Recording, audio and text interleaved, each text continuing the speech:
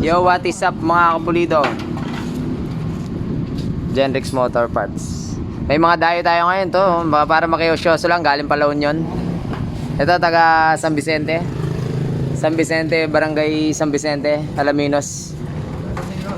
Ito, helper natin yan. Si Sir taga Sapa Maragol. At ito yung may-ari ng gagawin natin video. Taga Balintawak. Ang gagawin natin video is yung sigunyal na pwede ng pangaroling.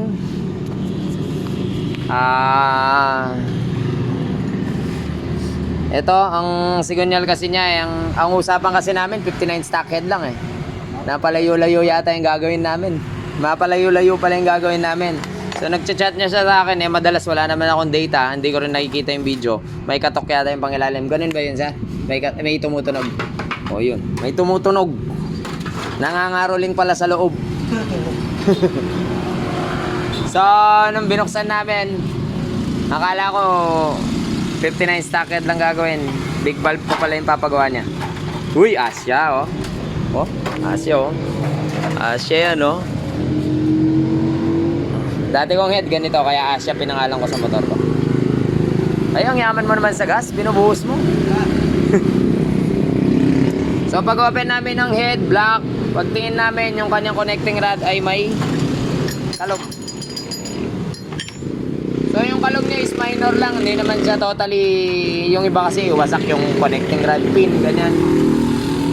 Tsaka Conrad, Hokay, ganon, yung mga nagkaroon na ng ribaba dito.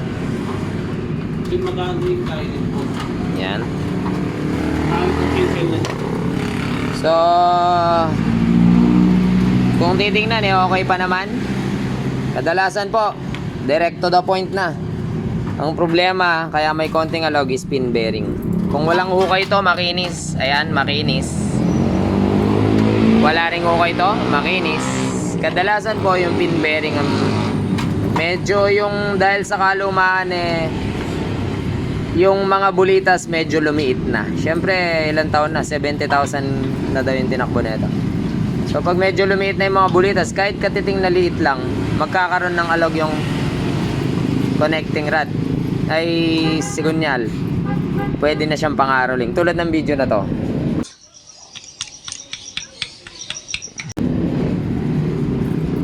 So papakita ko sa inyo kung paano yun nasabi. Paano mo nasabi? Papag videographer muna natin si Idol. Lagay natin tong ano, yung dati ng pin bearing sa kanyang pin. Tapos lagay natin yung stock. Stock nito bale. Bale first time daw palang mabibiyak. Pangaroling natin. Ingay mo tep. Ayan o. Meron no. So lagay natin yung bagong bearing. Kala ko kanina magpapalit siya ng buong connecting rod eh. Ayan, bago to, genuine. Mas makakamura si Sir. Oo, di ba? Ayos, di ba? Makakamura si Sir. Hindi siya mapapamura. Kaso malayo pa yung uuwian niya. Unexpected yung overall namin. Kala ko 59 stock head lang gagawin natin. Kaya mapapa-overtime tayong di oras dito mga kapulido. So yun lang naman yung gusto kong ibahagi sa inyo. Tapusin ko lang to at i-align. Tapos tignan natin kung wala nang alog mamaya. Stay tuned mga kapulido. Yun o, napalitan na natin ang pin bearing.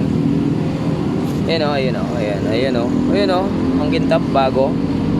Pin bearing lang pinalitan natin. Yun, yun. Diba? So, ito yung ano na.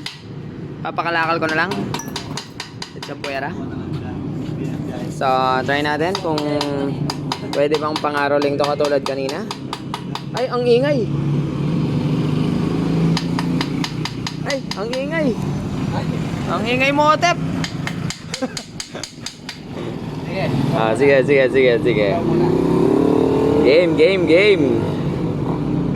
Ayun, no? Oh.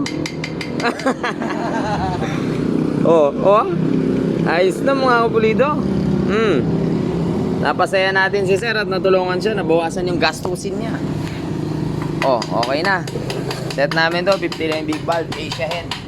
So yung content natin para sa Sigunyal lang boy. Salamat po sa panunod mga kapulido. Always nakatipid at maayos siyang pagkakagawa at Genrix.